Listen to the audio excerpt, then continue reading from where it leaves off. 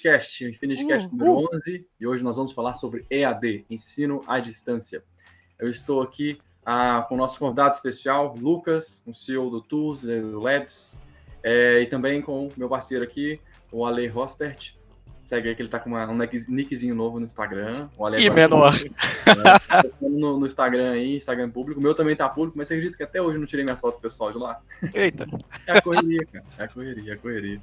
Mas vamos lá. O pessoal quer saber, tenho certeza, quem é o Lucas, por que o Lucas vai falar sobre EAD pra gente. Então, Lucas, tá aí o palco. Se apresenta pro pessoal, por favor. Show de bola. Bom, primeiramente agradecer o convite aí, Norton e Ale.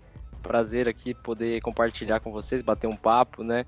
Eu acho que é um assunto muito importante aí para a era que a gente está vivendo, mundialmente falando, né? A gente viu a pandemia aí, o impacto que o EAD foi essencial, né, para a gente continuar estudando. E gratidão por estar me dando essa oportunidade aí de poder colaborar também com esse tema e deixar esse conteúdo gravado aí para toda a eternidade. Bom, pessoal, eu sou CEO aí da EduLabs, né? A EduLabs é a desenvolvedora da plataforma Tools, plataforma de EAD e LMS Tools. A gente tem um único produto, que é o Tools, a gente focou toda a nossa energia nisso, mas a gente já foi uma software house, a gente já foi uma fábrica de games. Minha história começou ainda na escola, quando todos os meus amigos estavam ali decidindo o que iam fazer, direito, medicina e tal, e eu, cara, sendo bem sincero, não me identifiquei com nada daquilo e também não queria dizer isso pro meu pai, né? Porque ia ser uma péssima uma decepção aí pra ele ter pago escola privada a vida toda e eu chegar ali no terceiro ano e não saber o que eu queria fazer. Mas teve um grande amigo meu que foi coach, que era meu coach, e ele não tá mais aqui hoje, mas eu lembro até hoje dele dizer: cara, você não saber para onde você quer ir, às vezes é até melhor do que você tá com muita certeza para onde você vai nessa fase, né? Eu só tinha 16, 17 anos, então decidir o que você vai fazer pro resto da sua vida não é uma decisão muito fácil, né? E eu fui me explorar, eu fui entender ali um pouco quais eram as minhas habilidades, fiz alguns cursos na área de desenvolvimento pessoal, de coaching e de PNL também, eu gostava dessa parte, né, um pouco mais de comunicação, e entendi ali que, cara, eu tinha um pouco desse perfil mais de business, né, gostava também da parte de tecnologia, sempre fui, cara, fissurado aí por tecnologia, desviei da programação porque acho que uma coisa muito complexa para mim, mas sempre fiquei ali, né, dando voltas ali em relação a isso, então já fiz script no Tibia e etc, então tive ali um pezinho, né, nesse mundo, mas, cara, tava ali de frente com a escolha da minha vida e não sabia o que ia fazer. E foi aí que eu participei de um evento, chamava Festival de Empreendedorismo, se não me engano. E nesse evento tinha vários palestrantes, né, importantes aí do Brasil, empreendedores e tal. E eu fui lá, cara, sozinho, não convidei ninguém, nenhum amigo meu, fui sozinho mesmo, bolei aula, né, matei aula e fui lá no evento. E descobri um mundo que eu não conhecia, que era o empreendedorismo, eram as startups, né? E fiquei, cara, fissurado, assim, foi amor à primeira vista. E parecia que era um chamado mesmo, porque eu tava precisando de algo que eu pudesse, né, me motivar ali a querer ser alguém. E quando eu vi aquele cenário todo, um ecossistema inteiro montado, né, cara, tipo, aceleradora, fundos de investimento, cara, caixa de Pandora, assim, pra mim. E eu tava ainda na escola, então eu queria fazer alguma coisa, mas não sabia o que, né? E aí eu montei uma página no Facebook para começar a compartilhar eventos sobre empreendedorismo, startups, comecei a levar isso na escola ainda, então arrastei uma boa parte dos meus amigos aí também para esse mundo das startups ainda no terceiro ano. E, cara, dali eu fui fazer faculdade, fiz faculdade entrei na faculdade de gestão empresarial, de processos gerenciais, né? Eu já sabia que eu queria empreender, mas não sabia como. E, em paralelo à faculdade, eu participei de um evento onde eu consegui falar com o CEO da Associação Brasileira de Startups. E cheguei para ele e falei, cara, eu sou um jovem que quer entrar nesse mundo, não conheço nada, mas quero aprender por onde eu começo. E ele falou, cara, eu tô precisando de um estagiário, você não quer vir trabalhar comigo? Só que eu não posso te pagar nada. Tipo, eu falei, não, beleza, eu topo. E aí foi o primeiro trampo home office, assim, eu tinha 17 anos, tava entrando na faculdade, mas já tava trabalhando. E, cara, conheci Thales Gomes, fundador da Easy Taxi, fundador da Conta Azul, e aí em todos os eventos, né, com os caras, Vivi ali o ecossistema, acho que quase 2 anos, auxiliei a associação a criar toda a base de conhecimento, de conteúdo e etc. E dali eu fui, cara, entendendo, né, como é que era esse mundo de startups e etc. Já era amigo do meu atual sócio hoje, do Nicolas, e sempre falava para ele, né, cara, tô pirando ali numa pegada de startup, não sei o quê. E ele era da área de design, né, da área da arte. E a gente pensou, putz, vamos pensar em abrir alguma coisa, né? Vamos pensar em abrir alguma startup junto. E, cara, se jogamos num hackathon, a gente foi participar de um hackathon fintech.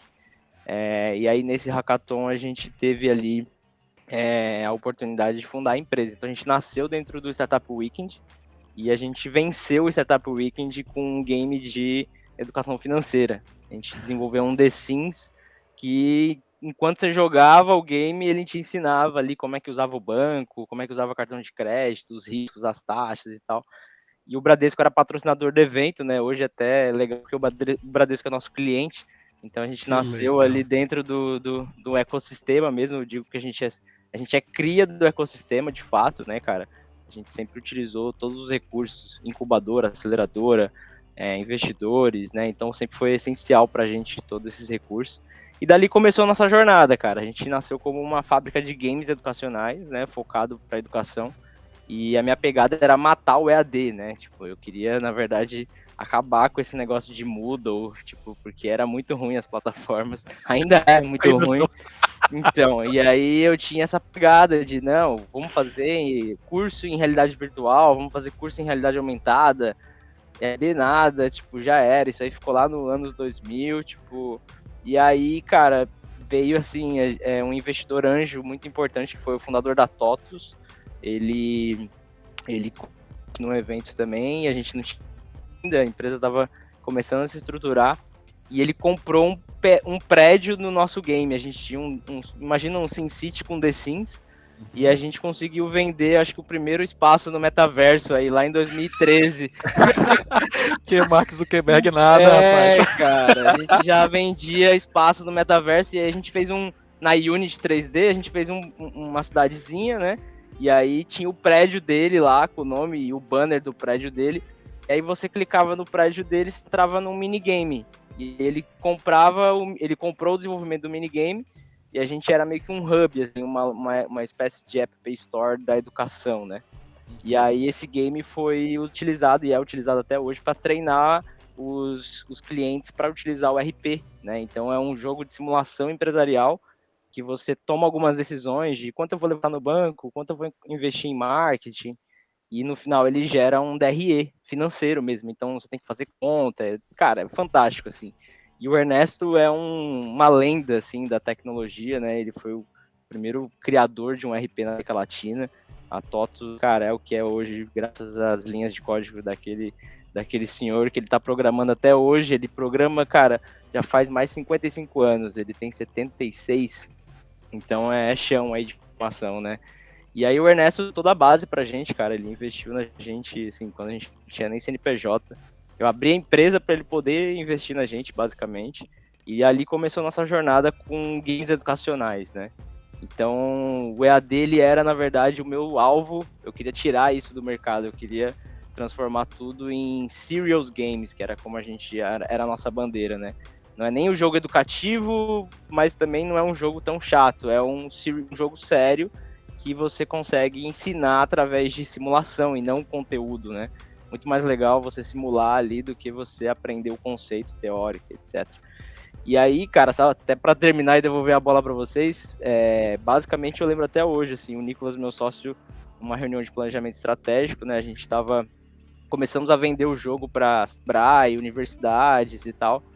E não escalava, cara, não escalava, porque cada cliente pedia uma customização diferente, e aí ele mudava todos os parâmetros da simulação, tipo, mudava toda a matemática do jogo, e aí começou a ficar caro, a gente gastava, tipo, 100 mil reais para cada customização, só de custo para desenvolver uma nova simulação ali. Então a coisa não escalava, né? Qual escola que vai investir 100 mil reais ali para adaptar o jogo no seu conteúdo? Então a gente tinha necessidade de virar um produto SaaS, mas não via como também fazer isso, né? E aí foi quando o Nicolas, na reunião de planejamento estratégico, falou: cara, eu sei que o EAD é o que a gente quer matar, mas ele ainda vai ser uma onda muito forte, velho. E a gente começou a olhar, estudar o EAD, né? Então a gente foi entender ali em números, né? Como é que estava o número de matrículas no EAD, a gente viu que já estava chegando perto de 50%. E aí a gente falou, realmente, cara, ainda tem 50% ainda aí. E esse mercado não está sendo bem explorado porque as plataformas são péssimas, né? E foi aí que nasceu o Tools. Então a gente começou a desenvolver um EAD do zero, sem base nenhuma nesse mercado, né? O Ernesto era especialista em tecnologia e RP e a gente era especialista em game, então não tinha nada a ver com EAD. Mas educação sempre foi a nossa paixão, né? E a gente sempre teve isso como propósito no DNA ali. Então era mais uma ferramenta para aplicar o propósito que era o mesmo, que era disseminar o conhecimento, né? Usar ferramentas tecnológicas para disseminar o conhecimento. Então a gente encarou esse desafio, vamos começar do zero, pela primeira linha de código aí. E estamos aí até hoje, né? Nessa luta. Então, um pouquinho aí da minha história e como é que a gente chegou aqui nessa falando sobre AD, né, Norton? Legal, cara. Muito bom, que história massa. E você vê que você foi fiel à sua missão, né? Independente se você estava fazendo um game ou se você estava fazendo uma plataforma de AD, como é hoje o Tools, né? Você teve a missão de educar à distância. Então, é isso. E foi bem legal também ver no começo, cara, assim, eu fui estudar como funciona o EAD, né? Foi bem importante também essa fase, porque a gente começou a entender que EAD não depende de tecnologia, cara. Os primeiros relatos aí de educação à distância são, assim, lá de 1720, onde você tinha os jornais criando curso por correspondência. Então, lá em Boston, a EAD nasceu em Boston, né, numa universidade em Boston, que começou a fazer ali uma parceria com o Jornal da Cidade, e com isso eles conseguiram aí fazer um curso de datilografia à distância por correio, né. Isso no Brasil, cara, demorou, de 720, foi chegar aqui praticamente, cara, lá para 1904, então olha o atraso, né, assim, tipo, mais de 100 anos aí de atraso para poder chegar aqui. É porque é a distância, Lucas. Isso é verdade. E aí a gente foi entender, né, tipo assim, tá, então existe já um cenário histórico, né, um contexto histórico de atraso, tipo, a educação no mundo já era uma coisa, né, a gente já via como uma coisa que não estava progredindo como as outras tecnologias, né, mas aí quando a gente foi entendendo um pouco de todo esse contexto histórico, né, Brasil, um país colônia, e aí agora tudo isso, né, de você entender, estamos sempre 150 anos atrás na evolução cronológica do EAD, comparado aos Estados Unidos, né, então a gente foi entendendo tudo isso, e mais ou menos ali, cara, falando um pouco de como surgiu no Brasil, né, em 1904 ali, tipo, surgiu esse curso também por correio, acho que algumas pessoas até chegaram aí a pegar, acho que meu pai pegou isso ainda, cara, tipo, que era por correspondência, né, e em 1920 a gente já teve evolução para as rádios, né, então as rádios brasileiras começaram a ter alguns programas, né, tipo no ensino à distância, então alguns papéis ali educativos, etc. Aí eu acho que mais uns 30, 40 anos, na década de 60 para 70, a gente já teve as primeiras TVs educativas, né, TV Cultura, TV Escola, e isso foi, assim, eu acho que um marco revolucionário, cara, na história do país, porque logo depois desse marco veio o telecurso, né? E o telecurso mudou a nossa sociedade, de fato, porque foi muito importante ali para oferecendo vários conteúdos para adultos, né, que queriam se profissionalizar e etc. Então, assim, tem já todo um contexto histórico, né? Então, o EAD ele veio já com uma missão muito clara, né, de expandir, disseminar conhecimento para o maior número de pessoas e sair daquela limitação, né, que a gente tinha dentro da sala de aula. E é bem legal ver como, cara, antes de eu nascer isso já estava rolando, né? Tipo, assim, eu sou de 95 e 95 já estava rolando TV Escola. Então, tem toda uma jornada pré aí e aí a gente foi entender todo esse contexto, né, para saber onde a gente estava pisando. Né? Exatamente. E ó, vou ser sincero, eu fui muito beneficiado pelo telecurso, porque eu não prestava muita atenção na aula, porque igual você também comecei muito cedo. E aí eu não prestava atenção na aula porque eu dormia muito tarde, acordava muito cedo. trabalhando, obviamente, eu dormia muito tarde trabalhando, Uhum. e aí chegava na aula, eu dormia muito na aula, né, sabe? Às vezes eu não conseguia, aquele conteúdo de presencial Não desce, né? não descia para mim, não conseguia, não gostava da didática. E aí o que eu fazia? Eu sempre via aulas do telecurso. Que é legal porque eles tinham uma didática interessante, porque as aulas às vezes eram encenadas ou algo assim, sabe? Interativa, né? Interativa, entendeu? É. Aí acho que menos eu, né? Eu sou mais de gravar as cenas do que gravar um texto, entendeu? Mais visual do que, né, talvez auditivo, por exemplo.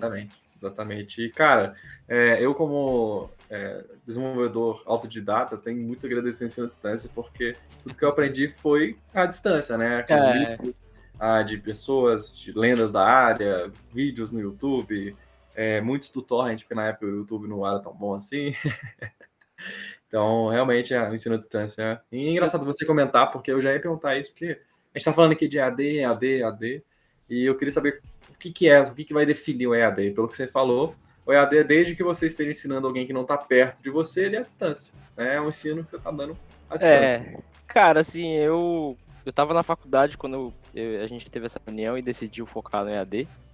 E junto a isso eu percebi uma coisa muito clara, assim, eu tava precisando aprender a mexer no RP, eu já tava emitindo nota fiscal, então eu precisava entender um pouco mais de contabilidade, etc.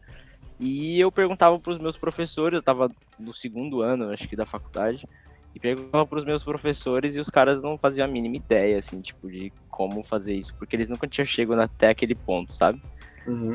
Eles viraram acadêmicos, né? E aí, do outro lado, quando eu ia trabalhar, eu tinha o Ernesto, que era um puta empresário, cara, que, puta, ele desenvolveu um sistema que, na verdade, eu nem preciso mais aprender o que a faculdade está me ensinando de contabilidade.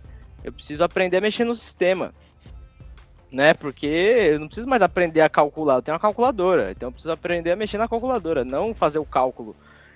E aí eu sempre tive essa, putz, tá, mas aí eu perguntava pro coordenador do curso, e quando você vai me colocar para mexer no RP? Aí ele falou, não, a gente não tem isso, só no MBA. Aí eu falei, cara, quer saber, velho, eu vou meter o pé daqui. Cheguei lá no Ernesto e falei, Ernesto, quanto custa pra você me ensinar a mexer na ferramenta inteira? Aí ele falou, eu faço um treinamento, uma imersão no meu hotel fazenda, eu vou te dar de graça a imersão, e em 4 dias você vai fazer uma faculdade de 4 anos. Oh. E foi exatamente isso, cara. Ele passa por tudo: cliente, fornecedor, cadastro de tudo, nota fiscal, imposto, alíquota. E você sai de lá entendendo como funciona, assim, não a teoria, mas a prática e como tudo está interligado.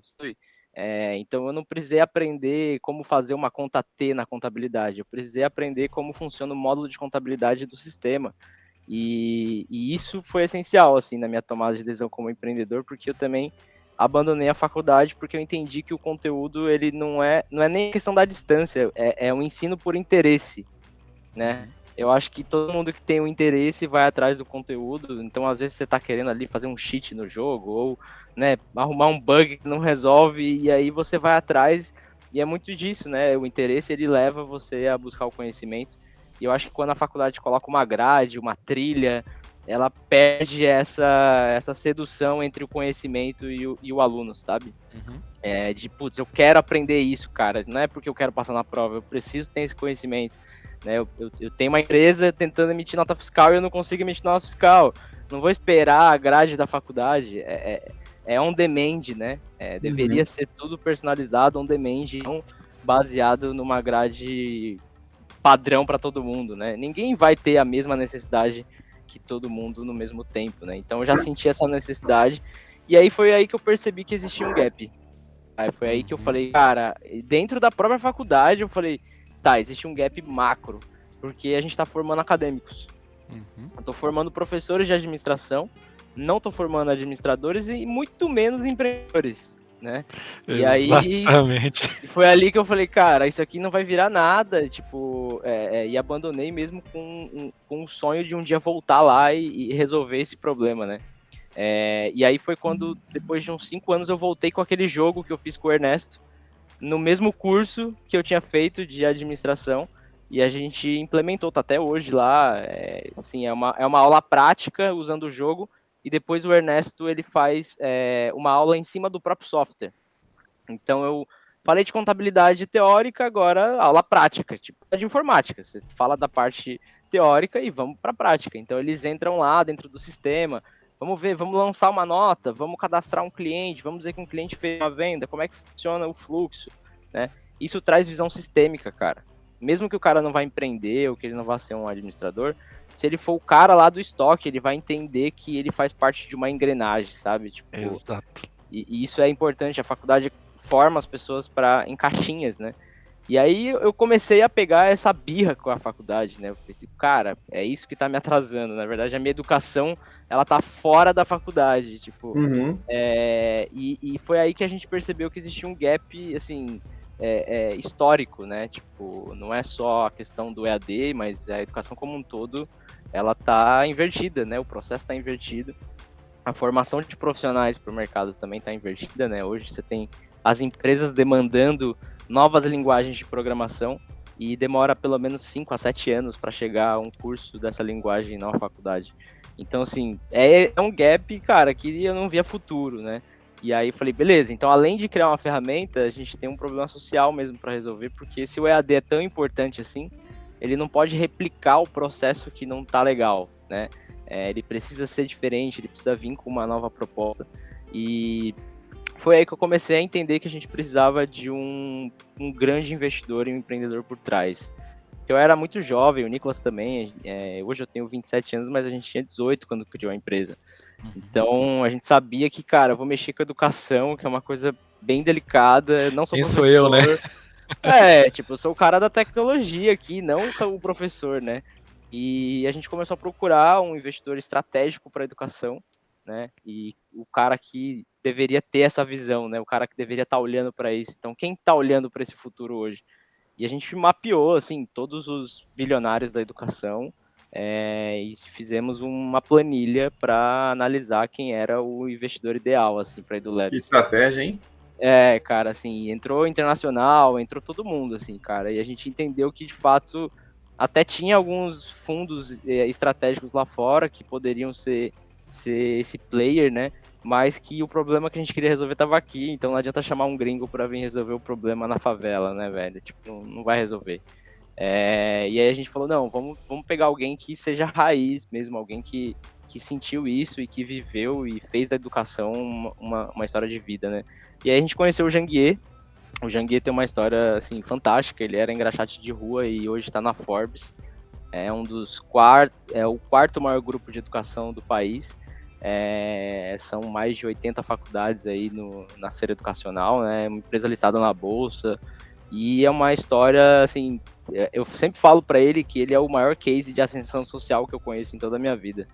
Porque eu nunca vi um engraxate chegar na Forbes, irmão. Eu já vi mendigo milionário agora. Engraxate chegar na Forbes é duro. E tem, assim, a história de vida dele é realmente toda pautada na educação. Ele, depois que foi engraxate, ele fez faculdade de Direito, foi advogado, procurador, juiz federal.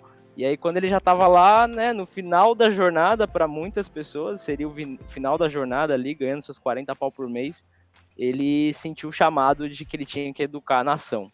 E aí ele entendeu que, de fato, existia um gap, mesma coisa que eu, né? Cara, existe um gap e eu preciso resolver isso, senão não vou dormir, velho. Não adianta ganhar dinheiro só, né? E aí ele abandonou tudo, o que foi muito criticado na época, né? Muitas pessoas, né, tipo, falariam, cara, como assim você abandonou a carreira de juiz para poder criar um cursinho de direito? Ele era muito bom, ele sempre foi muito estudioso e ele começou a ensinar os caras a passarem no concurso, velho. E aí estourou, virou faculdade, hoje são mais de 80 marcas aí. A empresa fatura mais de 5 bilhões por ano, então assim, é uma história de sucesso que eu me encantei com a história do cara, não era, sabe, não era nem a questão mais de ter um investidor estratégico, eu falei, eu preciso estar do lado desse cara, velho, entendeu? Tipo, e ele precisa saber que eu existo e que a gente tem esse propósito aqui também. E foi aí, eu acho que quase 2 anos tentando falar com ele, nada, e tomando não na cabeça, e tipo...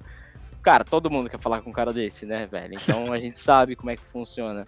E eu sempre fui muito persistente, assim, no Facebook, ficava mandando mensagem, tipo, LinkedIn, no Twitter, em todos os lugares, até que um dia ele respondeu e deu certo, assim. A gente teve uma reunião e foi, tipo, dali a gente já saiu com o investimento fechado. Parecia que ele tava esperando a gente chegar e a gente tava procurando ele, sabe? Assim, casou demais. Hoje o Janguier é quase um pai para mim, ele adotou a gente de uma forma que nenhum fundo de investimento faria, é de fato alguém que comprou nosso legado, e eu sei que se um dia não estiver aqui, ele vai continuar, sabe? Então aqui a gente se sente muito, muito confortável aí de estar perto, porque na verdade a jornada dele já começou há muito tempo, né? Eu só estou acrescentando.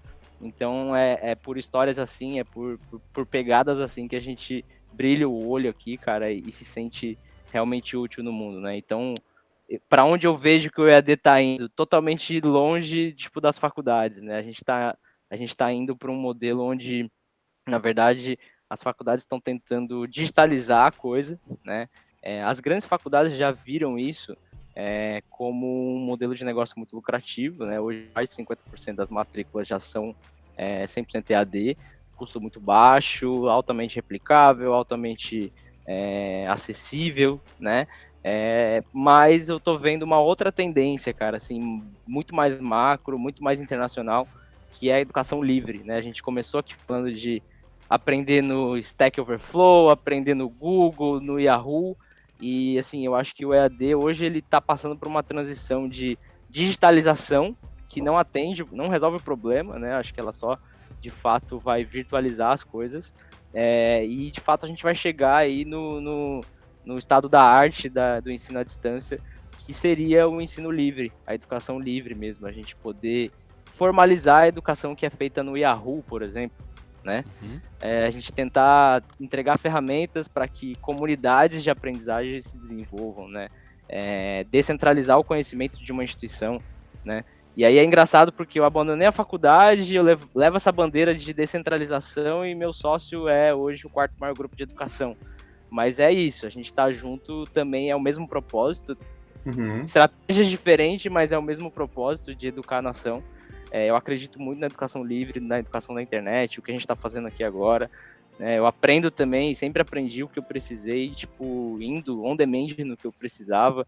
Já comprei cursos, mas assim, eu preciso aprender exatamente isso. Vou lá e compro esse curso, quero esse nano degree aqui, tipo, não quero um diploma de 4 anos, quero esse nano degree de IA, de machine learning.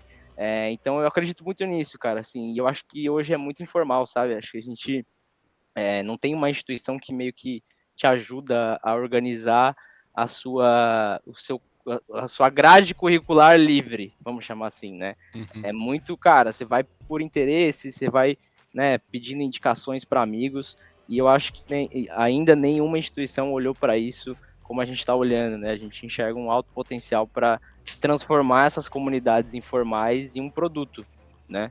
A gente entende que, cara, o maior valor tá aí, né? As pessoas aprendem já todo dia. Elas não precisam se deslocar e ir para uma faculdade, muito menos de um professor, né? Aluno com aluno, cara. Todo mundo aluno e todo mundo professor. Eu acho que o EAD tá indo para isso, falando globalmente, assim, a gente tá vendo muitas escolas já num novo formato, faculdades, mas no Brasil a gente ainda está passando por um processo apenas de digitalização e virtualização desse processo, dos conteúdos, né? Tipo, otimização de recursos, ainda não chegou no estado da arte do que a tecnologia veio para entregar. Assim, essa é um pouco da minha visão em relação a em que fase a gente está, né? Lembrando que tem 150 anos de delay, então, tipo, até que tá tranquilo.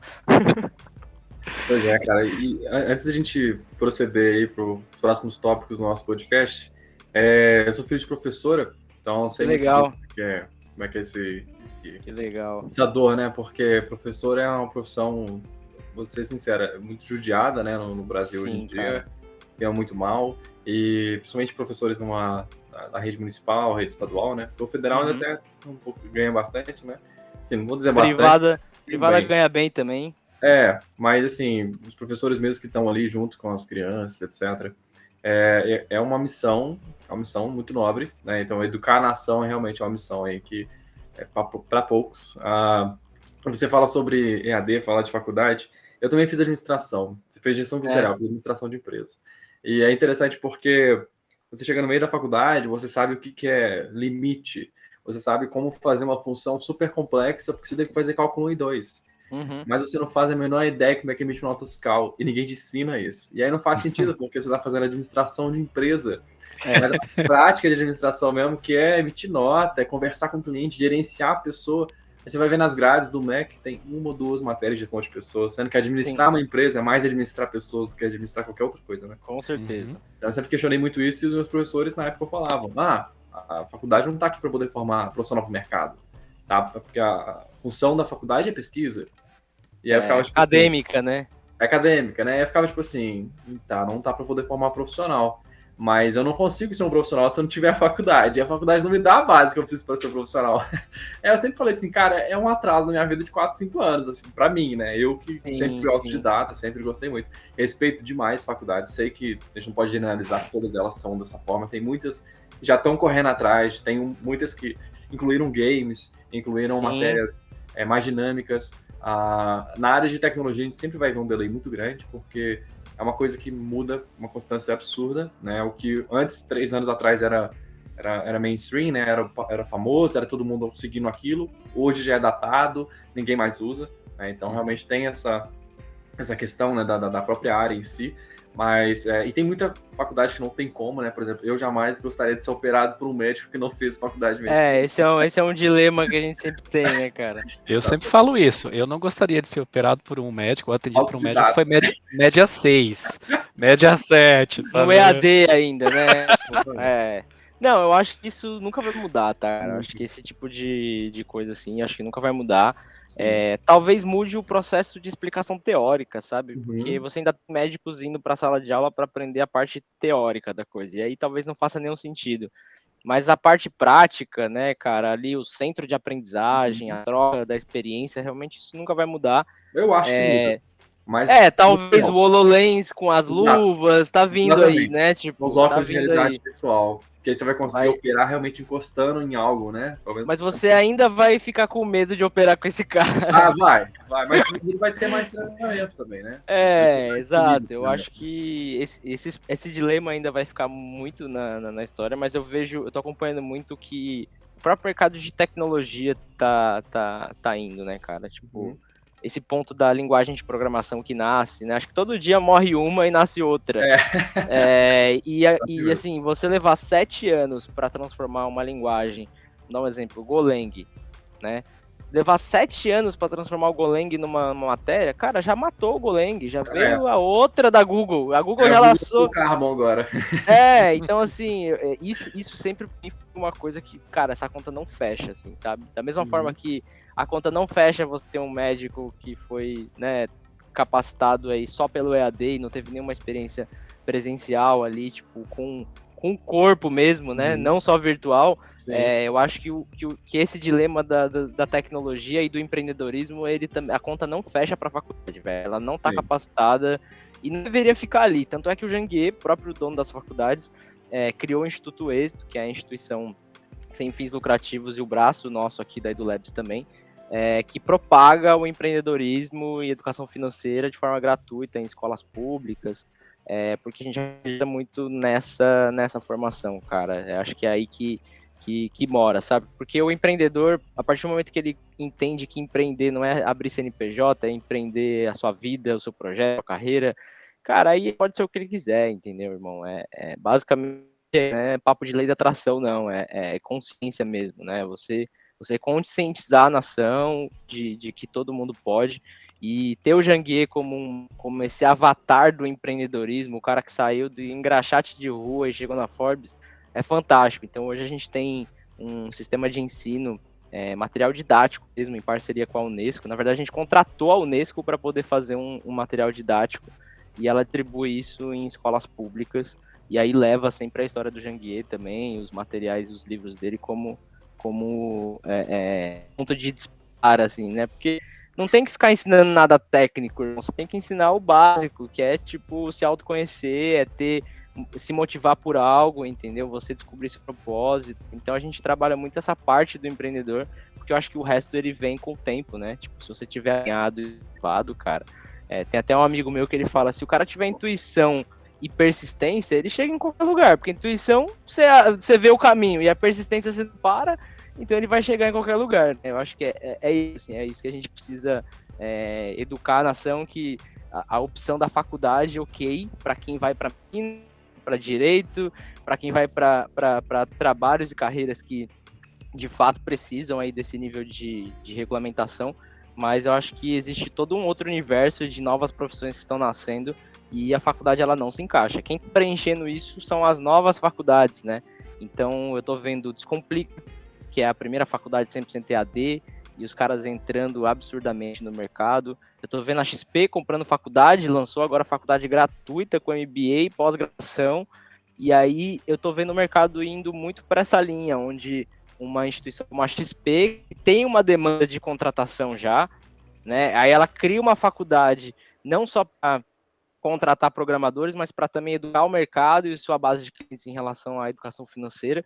Então ela meio que resolve esses dois gaps ali com a educação, e não é um business para dar lucro, né? É um business estratégico, é um pilar do negócio deles. Necessário, né? Então, assim, eu tô vendo muito o mercado corporativo tomar espaço nas instituições de ensino por conta dessa falta de consciência das instituições de ensino do que está acontecendo no mundo, né, cara? Assim, se ninguém vai formar o dev em Golang, vai vir a XP e vai formar.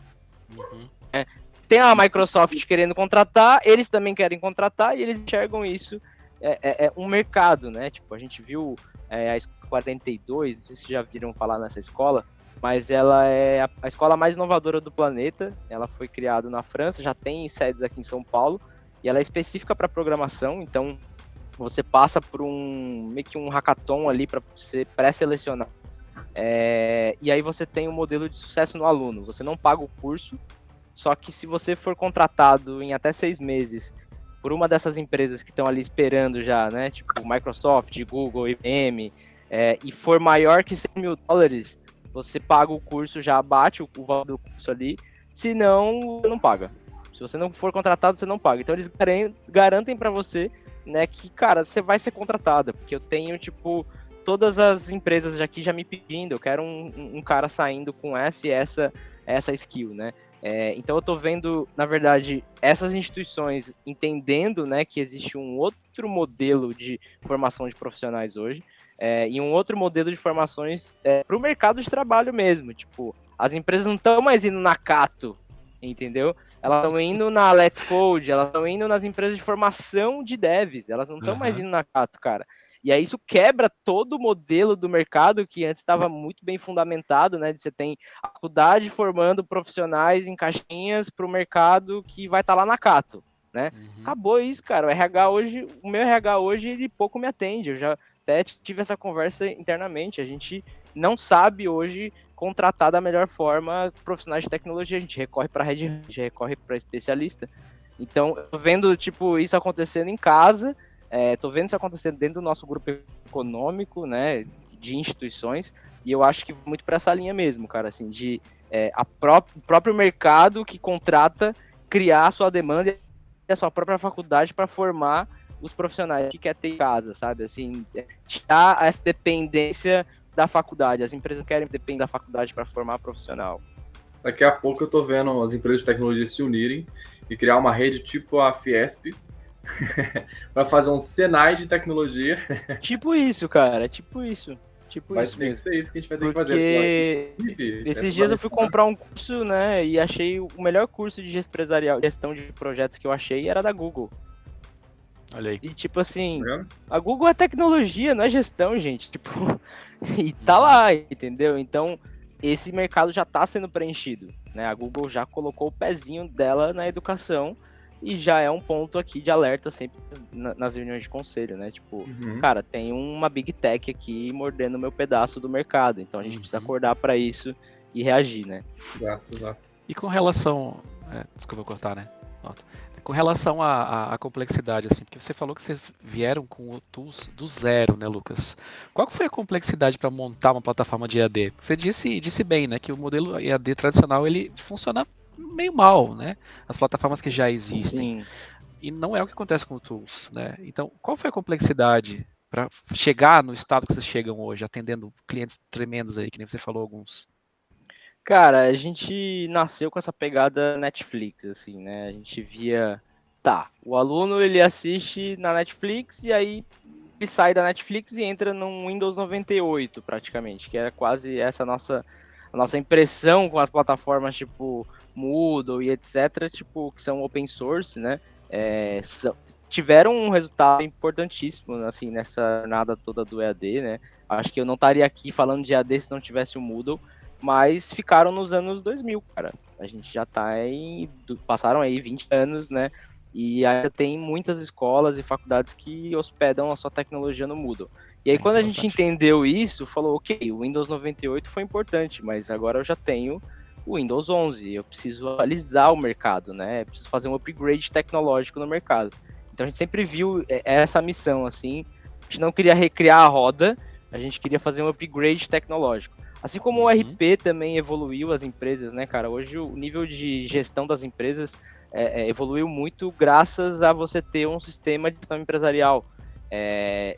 Assim, era muito legal viver do lado do Ernesto, porque até hoje o sonho da vida dele é uma inteligência artificial que diga exatamente tudo para o que ele precisa fazer. Então, você imagina, Norton, você vai chegar no seu escritório da Infinity e a IA vai falar, Norton, tudo bem? Olha, eu já desliguei esse produto que não estava dando lucro, aumentei a taxa do preço, tem mais 2 profissionais aqui e, tipo, tá aqui o relatório. Então, o sonho da vida do Ernesto, o legado que ele quer deixar não é o software, é o empreendedor ter mais tempo de vida.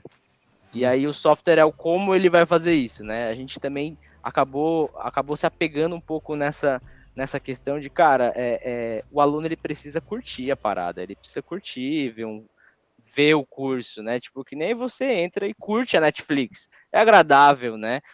E aí, pô, você vai falar de fórum no EAD. É péssimo, cara, é horrível.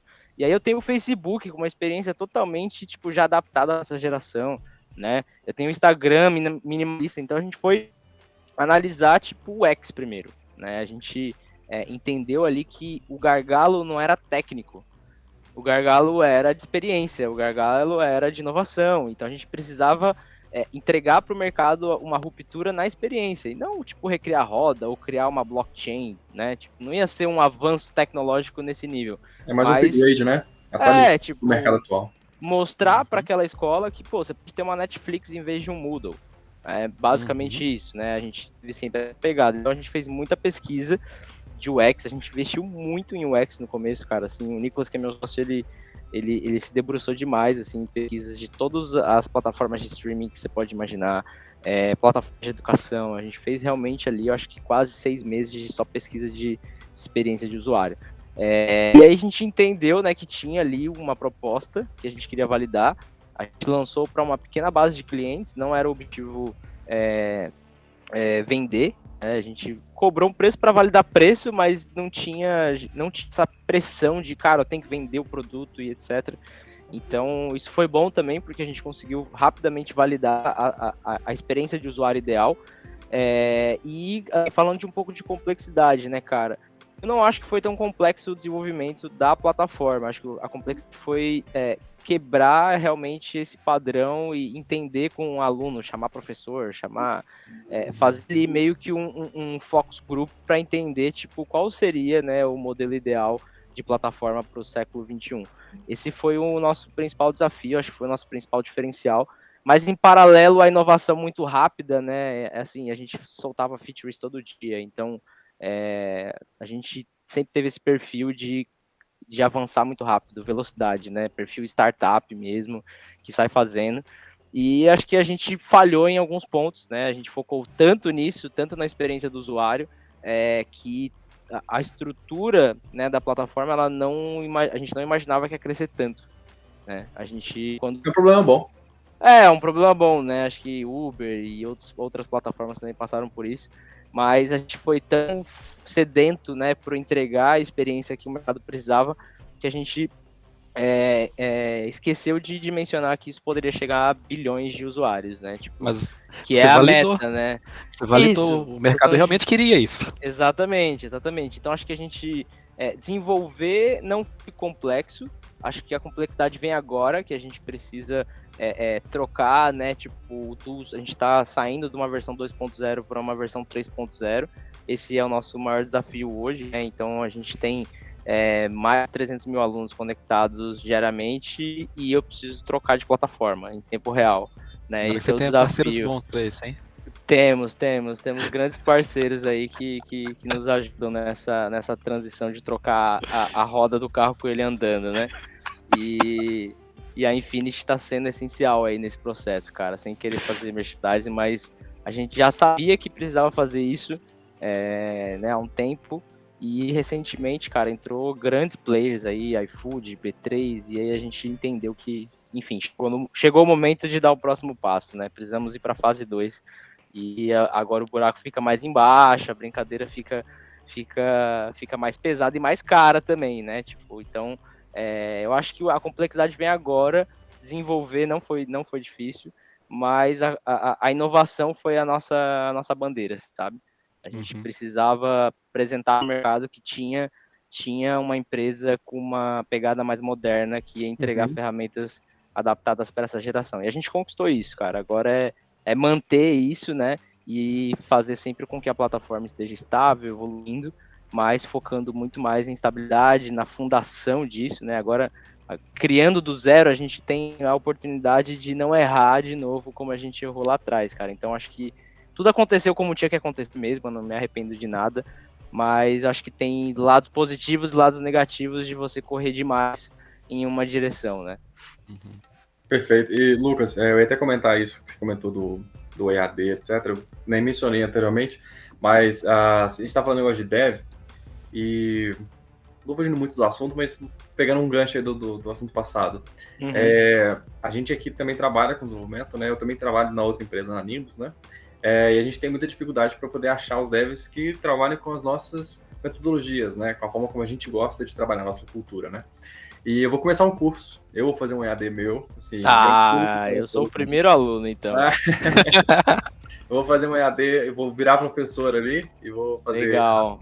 Ensinar as metodologias que a gente gosta, né? Lá na outra empresa, que é a Nimbus, a gente vai criar o método Nimbus, que é a forma como a gente desenvolve, para que a gente possa capacitar, né? E poder trazer para as pessoas aí esse conhecimento, porque uma coisa que eu vejo e não sai da minha cabeça, uma vez eu ouvi a pessoa falando assim, as novas empresas, né, as mais disruptoras, são aquelas que democratizam o acesso.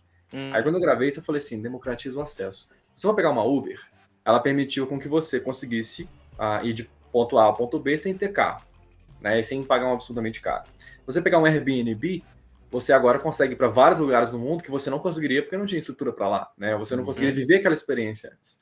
Então, se a gente pegar grandes empresas disruptoras de mercado, elas fazem isso, elas democratizam o acesso. E o que na minha visão, tá? O que o Tools está fazendo é isso. Com essa nova... Legal, cara. Com essa nova experiência de usuário que você trouxe, né? Vamos entender como é que as pessoas hoje em dia aprendem, como elas gostam de aprender, e vamos transformar aquele conteúdo de forma que ele seja digestível, vamos dizer assim, né? Que a pessoa consiga absorver aquele conhecimento, né?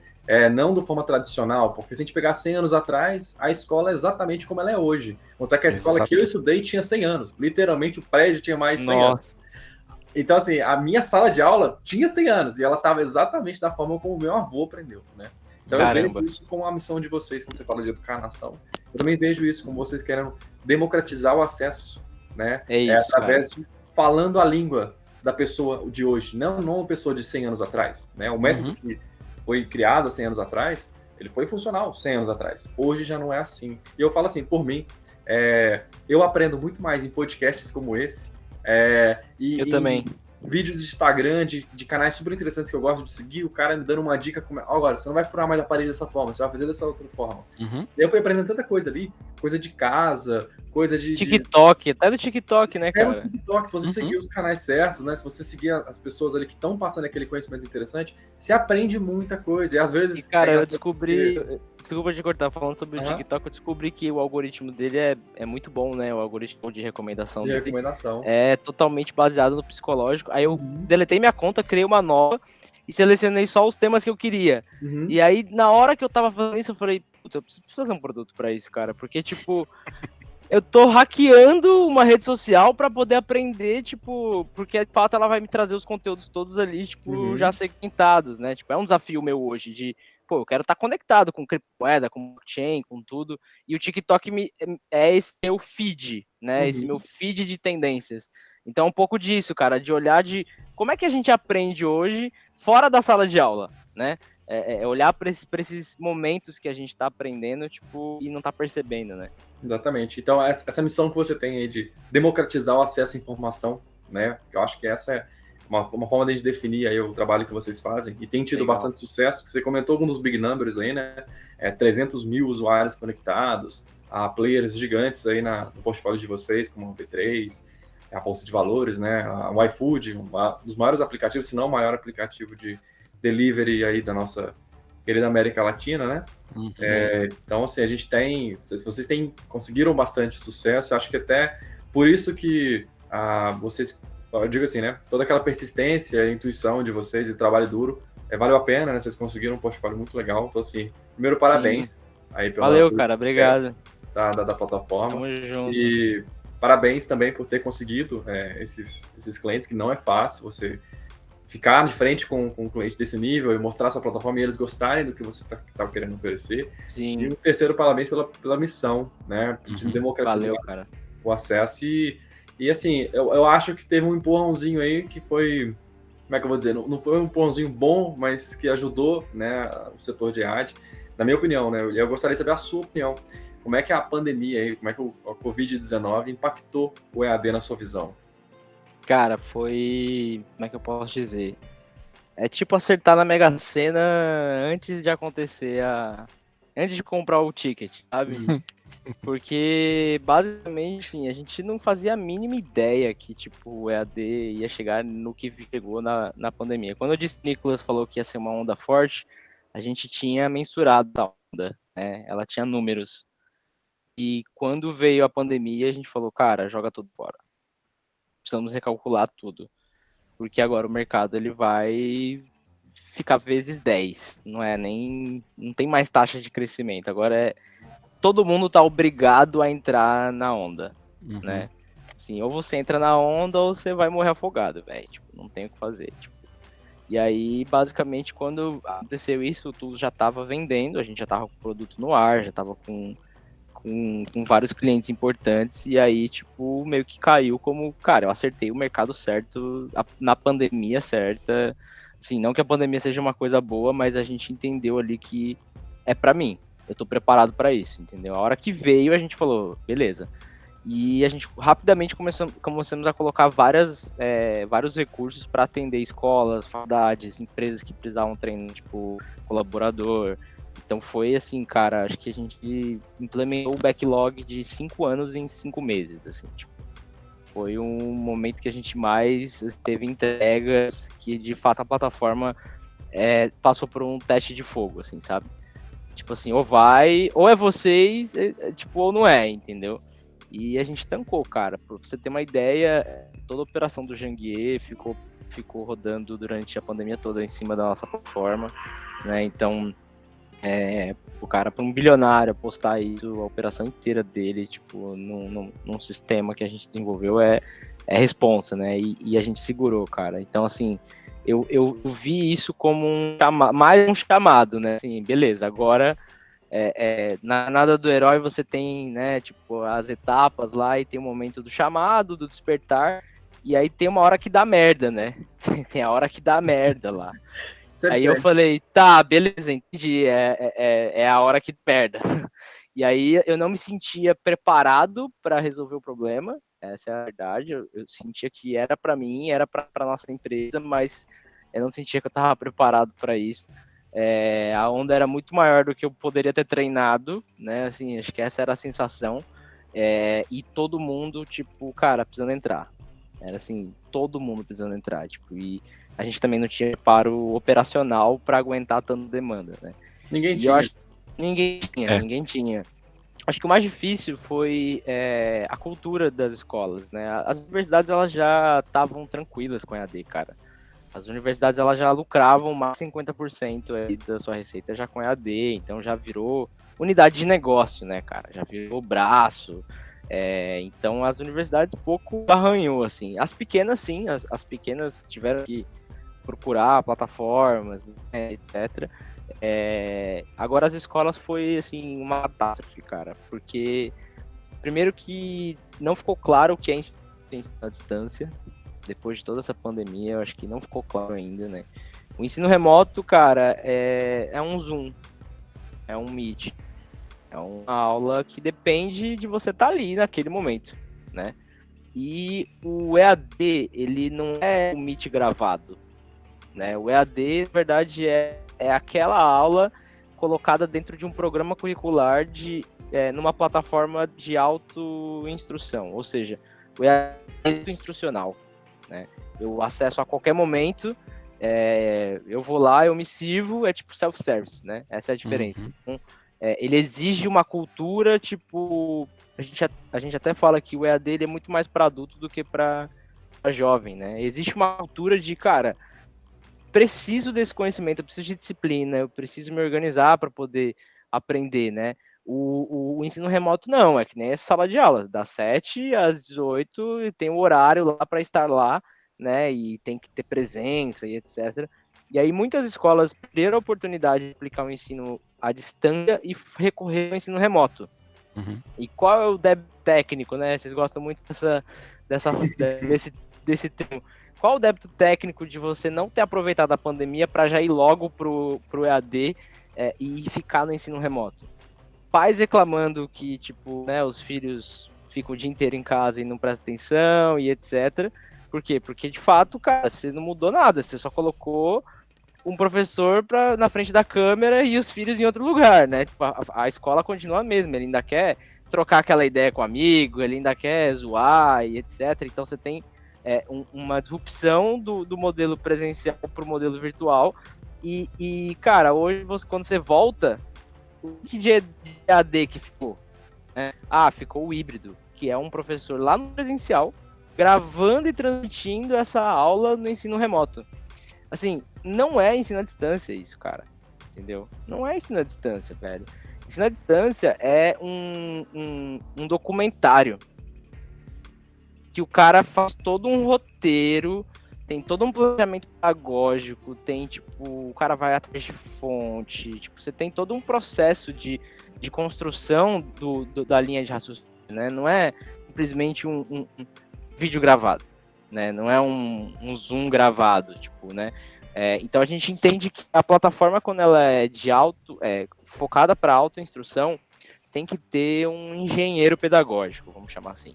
É um cara que pensa toda a experiência de aprendizagem, né? Não é só jogar o vídeo lá, cara. Você tem que ter ali alguma coisa para avaliar se ele, tipo, de fato, teve aquela absorção do conhecimento. Você tem que ter a parte interativa, você tem que ter a parte do fórum, do social learning. Então, assim, fazer AD é muito diferente de você fazer ensino remoto, irmão. Ensino remoto é você ligar a câmera lá e exigir que as pessoas estejam naquele horário ali para poder aprender. O EAD é uma arte, é você, tipo, usar os elementos visuais, texto, ferramentas como fórum, mural, né, timeline, compartilhar, para você criar uma comunidade de aprendizagem na internet.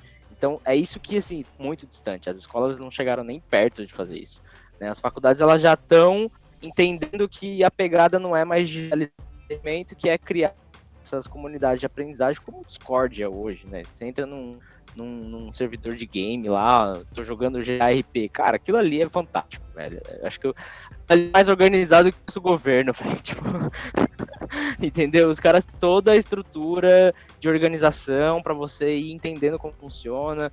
Eu acho que essa arquitetura e engenharia pedagógica, ela é essencial para você ter o EAD. Né? Não basta você digitalizar o conhecimento e jogar lá. Se ninguém estiver pensando isso como alguém pensa para produzir um livro, material, cara, não funciona. E aí você fica preso no ensino remoto. E o ensino remoto, ele não escala, ele é, tipo, né, mente lá. Vai replicável, né? Vai replicável, né, cara? Então, acho que essa principal dor, assim, que eu vejo ainda da pandemia, né, uma dor que não foi resolvida. As escolas estão voltando agora, vão levar esse dado técnico e poderiam ter aproveitado a pandemia para, tipo, passar para essa nova fase, para essa nova era, sabe? Eu vi que elas ainda ficaram e as faculdades já estão no processo de transição mesmo. Exatamente. O EAD é o telecurso.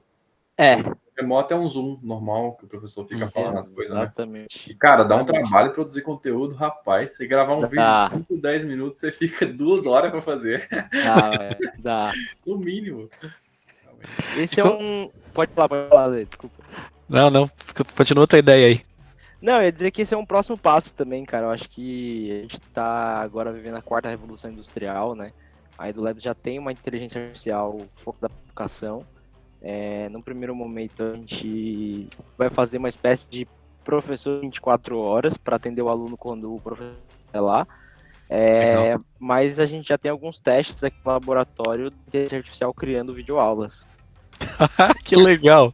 Criando videoaulas, cara. Tipo assim, você manda um artigo em chinês para ela absorve o conhecimento, cria um vídeo, tem um avatarzinho, tipo, ela cria você pode ler os avatares ali, e ela dá aula como se fosse um EAD. Então, assim, você não precisa mais gravar, Norton. Você pode usar o texto e o slide e fazer um EAD inteiro usando a IA, e aí ela usa deepfake para fazer mexer a boca e etc. E, cara, mesma coisa que eu tá falando com você, entendeu? Eu tá explicando aqui, tipo, gravando meu curso. Epa, então, esse é será que a gente tá falando com o Lucas mesmo? Ou será que é a IA da EduLabs?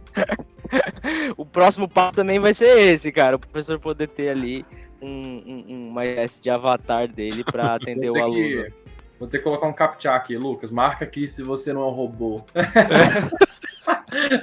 Isso, é tipo isso. Mas depois eu vou mandar um link para vocês, cara. A gente já tem alguns pilotos aqui. E recentemente eu fui apresentar para os meus investidores, né? E aí eu usei ela para criar o relatório de reporte da empresa. Aí eu cheguei lá, eles estão acostumados a eu sempre apresentar, né? Eles ficam lá sentadão, bonitão, tomando a água deles lá, o cafezinho, e eu fico lá em pé apresentando os relatórios, né? Aí eu entrei e tal, falei, tudo bom, beleza? Aí sentei do lado deles, assim, né?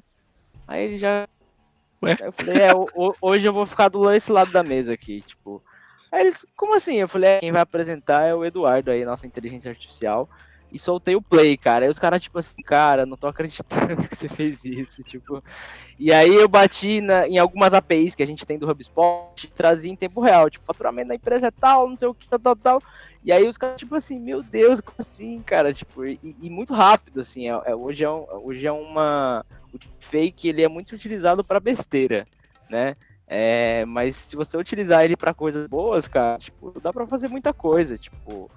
dá para você criar aulas usando apenas texto, slide, e produzir um curso, né? Então, eu tenho vergonha também de gravar, não sou muito de gravar o curso, né? Então, pô, quantas coisas eu poderia estar ensinando se eu não tivesse essa barreira de ter que gravar e ficar editando e etc. Acho que isso também vai democratizar mais o acesso a que, tipo o YouTube fez, né? Transformou pessoas comuns em criadores de conteúdo. Eu acho que a inteligência artificial também vai vir para dar esse empurrão aí na educação, cara. Exatamente. Democratizar acesso. Eu lembro disso quando eu vi o comercial da RTX, né, da NVIDIA, e quem apresentou era o CEO e tudo mais e tal. Aí, do nada, no meio da conferência, ele fala assim, mas esse vídeo que vocês estão assistindo aí, ele está sendo gerado em tempo real, pelas novas RTX, e o CEO que você está vendo aí, ele não está falando nada. Ele está sentadinho aqui só olhando o deepfake dele acontecendo. E, cara, dá pra você ver a expressão dele, o rosto mexendo assim. Era tudo gerado pelas placas de vídeo e tal. Tipo assim, como demonstrar meu produto se não mostrar ele em ação, né? Sim, então, cara. Fantástico. Não, e recentemente a gente foi selecionado pela NVIDIA. A gente está sendo acelerado no projeto da inteligência artificial por eles, como a única startup da América Latina que está usando a IA para educação. A IA deles, né? Porque eles têm hoje depois pesquisa aí, NVIDIA Avatar, AI assistente. Cara, é fantástico. Assim, tipo, quero testar e vou, inclusive, corrigir as imperfeições faciais, vou ficar igual o super-homem. Não, assim, tipo, quando eu vi aquilo, cara, eu fiquei realmente impressionado, assim, porque quando você fala de inteligência artificial, falta uma interface amigável, né? Falta algo, tipo, pô, cara, minha Alexa é um pedaço de metal, cara, não é algo que eu interajo, assim, não vai substituir um professor nunca mesmo desse jeito, entendeu? Falar com o celular, com o relógio, tipo. E aí quando a NVIDIA trouxe o AI Avatar, a gente falou, cara, é isso que faltava, assim, para selar o produto, sabe? Tipo, criar uma interface que seja confortável, amigável, o aluno consiga interagir, Mais humana, né? Mais humana e etc. Então, acho que vem uma era, né, sim, dos professores virtuais. Vem uma era das IAs educativas, vem uma era aí das empresas criando seus... que nem a Magalu, Casas Bahia, né? Vem aí essa era dos avatares inteligentes. A gente está olhando para isso, a gente está criando uma inteligência artificial modular, onde os nossos clientes vão poder criar o seu avatar, treinar ela com conteúdo próprio e permitir que o aluno também consiga aprender, né, interagindo como a gente interage hoje, falando aí com a Alexa, por exemplo. Né? Pois é, vai transformar o professor ao invés de professor, ele vai ser um roteirista. Exatamente. Fazer aula, ele vai produzir o conteúdo. Então, você vai transformar todos os professores em produtores de conteúdo. E conteúdo de qualidade, né? Porque eles vão ter muito mais conteúdo tempo de qualidade para fazer isso. O produtor de conteúdo ganha muito mais professor, então eu vejo isso como vantajoso. Porque se você realmente fazer faculdade, seu salário inicial você Essa é uma transição também, cara, que eu tô enxergando, assim, a pandemia meio que trouxe isso. Algumas instituições de ensino, elas fizeram parceria de coparticipação na propriedade intelectual do curso. Então, legal. Porque de uma certa forma, né, cara, tipo, quando o professor sai do EAD e vai do presencial e vai pro EAD, ele tem uma perca ali que quando ele tá no presencial, a universidade dele todos os dias dá aquela mesma aula, né? Assim, ele ganha por hora, então, tese, tipo, aquilo faz sentido para perpetuar o emprego dele ali, vamos dizer assim. Quando você vai pro EAD, cara, a faculdade só precisa que você faça isso uma vez, né? Tipo, então, e dê a mentoria, né? E dê a mentoria. Só que aí que tá, tipo, isso gera um... novo. E se você não é sócio desse produto novo, vamos chamar assim, você tá matando o que seria o seu ganho futuro, né? Que seria a aula presencial. Então, existe sim também uma quebra aí, uma disrupção acontecendo, né? Que é essa questão, uma briga meio de direito autoral, assim, tipo, se você produz, por exemplo, dentro do meu estúdio da faculdade, o conteúdo é meu, é seu, é de ambos, o que né, a possibilidade de exploração de ambos os lados. Se o professor quiser vender o conteúdo, como é que faz? Só a faculdade pode vender? Então, tem esse ponto também, e eu acho que cada vez mais, cara, a gente vai ver, por exemplo, lá no grupo Ser Educacional, a gente enxergou isso muito rápido, né? Então, o Joaldo, que é o CIO do grupo, ele desenvolveu a Go Cursos, né? Que é a plataforma que basicamente pegou todos os cursos da Ser Educacional, as matérias da Ser Educacional, e transformou em microcursos. Então, você tem, tipo, cara, cursos de pequena duração, né? Espalhados no catálogo Netflix, e ele é totalmente focado para a educação continuada. Então, tipo, a gente fez uma assinatura lá de R$ 49,90, que é modelo Netflix. Você paga R$ 49,90 e acessa todo o meu catálogo de conhecimento e usa o quanto você quiser, entendeu? A gente enxerga também que as próprias instituições de ensino, elas vão ser, assim, frontliner, cara, nessa transição, sabe? Tipo, não adianta nada a tecnologia estar lá na frente se a instituição de ensino também não der espaço, né? Então, esse é um modelo que eu também ganhando muito espaço, Norton, que é a transformação, a tokenização das coisas, sabe? Tipo assim, em vez de eu ter um curso macro de 4 anos que me gera um certificado, um diploma de uma formação, eu tenho, tipo, vários microcursos, né, que eu vou acumulando, não tem uma ordem específica, eu posso me especializar um pouco mais para lá, um pouco mais para cá, e no final, a minha formação, vamos dizer assim, todos os nanodegrees que eu acumulei, as badges que eu acumulei, né. Então, eu tô vendo também as faculdades indo um pouco para essa linha, sim, mas a verdade é que a inovação ela vai muito mais rápido, né, cara. Então, se você for para o mercado de criptomoeda, porra, no mercado de criptomoedas você já tem os caras, tipo, fazendo ICO, tipo, DIO, organizações descentralizadas e auto-organizáveis. Tipo, cara, pelo amor de Deus, né? Assim, coisa um de mundo doido. que, assim, quando eu sento para pesquisar sobre isso, parece que eu tô indo no futuro. E quando eu volto pro meu trabalho tentando resolver o EAD daqui do Brasil, parece que eu voltei 150 anos, sabe? Assim, então, eu vivo entre esse delay, esse jet lag de 150 anos. Uma viagem no tempo. E esses caras que estão se formando, né, que estão hoje aprendendo por meio do EAD, você acha que eles estão sendo bem aceitos pelo mercado na hora que eles terminam a formação deles e tal? O mercado está absorvendo esses profissionais hoje? Essa galera que está se formando exclusivamente pelo EAD? O que você Cara, acha? sim, o diploma ele tem o mesmo peso, não tem nenhuma diferenciação. Pode ser que tenha alguma instituição que, não quero que seja EAD, tem que ser presencial, mas não nada Rola nesse sentido, preconceito, assim. então, né? Pode ser que tenha, não conheço, assim, tipo, não ouvi falar até hoje, assim, de ninguém que teve esse tipo de preconceito, mas pode ser que exista, assim, como a gente comentou do médico, né, cara? Enfim, não sei nem se é preconceito, né? É uma questão vai de cada um, né? Quando você tá contratando um profissional, tipo, você não pergunta qual é a faculdade que ele trabalhou, pô, tipo, que ele se formou, né? E eu até brinco com isso, porque eu abandonei a faculdade e o Janvier é dono de 80 faculdades e não perguntou se eu era formado em nada de investir, ele foi descobrir depois.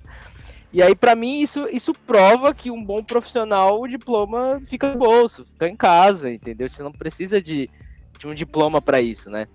Mas o que eu tô vendo, cara, assim, já aconteceu comigo, tá? De chegar, assim, cara, meninos jovens de 16 anos que estudam via Coursera, EDX, estudam novas linguagens, novas tecnologias, blockchain, criptomoeda, e assim, já chegou o caso de eu ter que tomar uma decisão, né?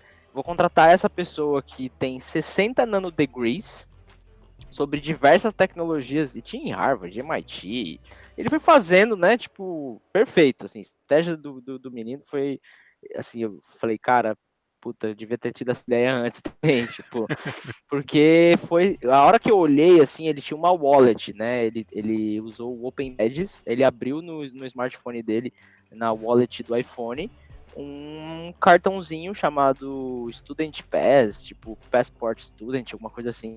Cara, tipo, parecia tipo uma Pokédex, assim, de várias insígnias, tipo, formação é AWS, não sei o que, e eu fiquei olhando para aquilo ali, eu falei, esse é o seu currículo? Ele falou, sim, esse é meu currículo.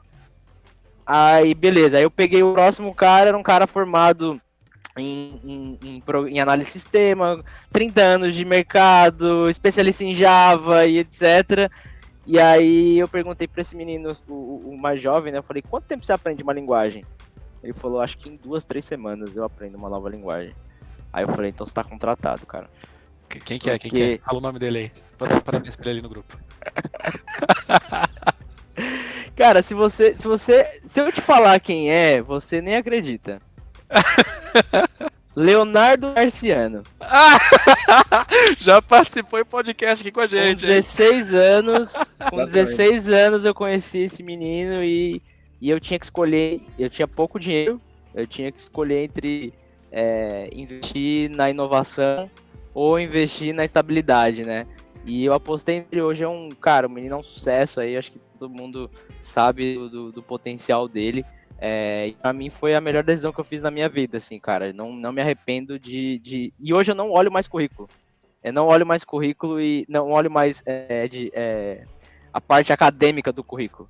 Né? A gente simplesmente ignora isso e estamos indo para o modelo bem Google de fazer entrevistas baseadas em testes, né? Tipo, coisas mais práticas, porque, cara, o mundo mudou, velho. O mundo mudou. Bons para um, mal para outro, mas o mundo mudou e a gente precisa se adaptar a isso.